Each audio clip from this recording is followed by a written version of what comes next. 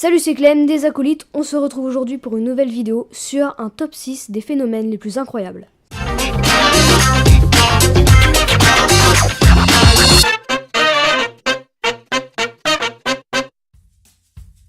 Numéro 1, les bulles de méthane gelées.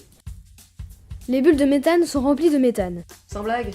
un gaz provenant des profondeurs du plan d'eau, émis lors de la décomposition de matières organiques comme les restes de plantes ou de cadavres d'animaux.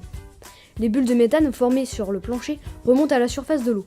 En été, il se produit ainsi un dégagement constant de méthane. En hiver, en revanche, entre novembre et mars, les températures sont extrêmement basses et peuvent atteindre jusqu'à moins 30 degrés Celsius. Dans ces conditions, les bulles formées sur le fond remontent et gèlent en arrivant sous la couche de glace du lac. De taille variée, elles s'y accumulent et s'empilent les unes sur les autres pour former une colonne. Mais du gaz s'y échappe, donc si vous en approchez une flamme, le gaz dégagé s'enflamme, créant une colonne de feu temporaire. Numéro 2, la tempête Catatumbo. La tempête de Catatumbo est un phénomène météorologique localisé du Venezuela. Il consiste en un orage caractérisé par ses fréquents et puissants éclairs. Dans ce phénomène, on peut constater la présence de méthane.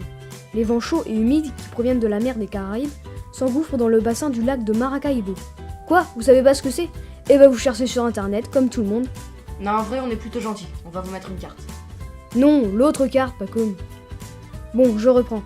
Et rencontre l'air froid de la cordillère des Andes, provoquant des perturbations atmosphériques. Pendant ce temps, le méthane stocké dans le lac s'évapore et gagne en altitude.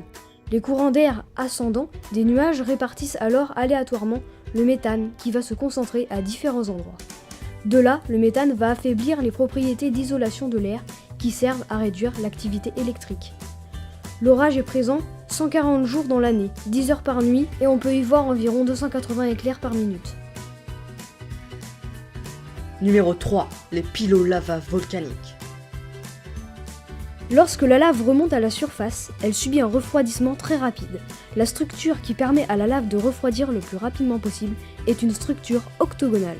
Une fois l'érosion ayant fait son travail autour de ces structures, on peut ensuite admirer le chef-d'œuvre.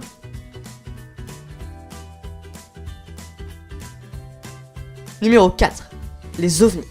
Mais non, pas comme. Enfin, le terme scientifique c'est les nuages lenticulaires. La présence d'une montagne soulève une masse d'air dense vers une altitude où la densité de l'air est inférieure. La masse d'air soulevée suit des oscillations haut et bas avant de retrouver son altitude d'équilibre où la densité de l'air est égale à celle de la masse d'air déplacée.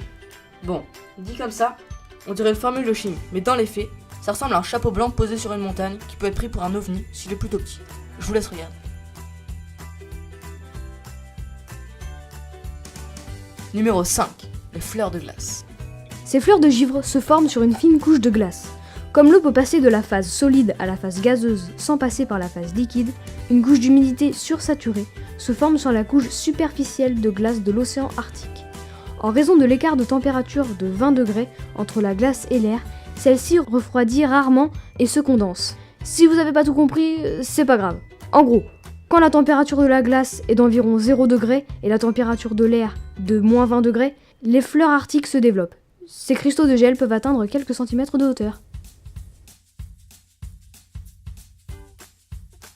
Numéro 6, le maelstrom. Le maelstrom peut être créé par un courant de marée ou par le courant d'un fleuve. Le plus puissant maelstrom est aussi appelé Salstromen. Le climat à proximité de ce phénomène est extrêmement orageux, ce qui est un des facteurs qui donne naissance à ces grands tourbillons.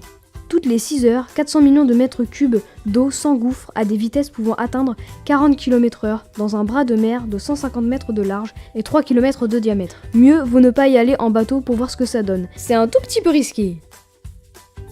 Si tu as aimé la vidéo, n'hésite pas à lâcher un petit pouce bleu, à commenter bien sûr, et à t'abonner.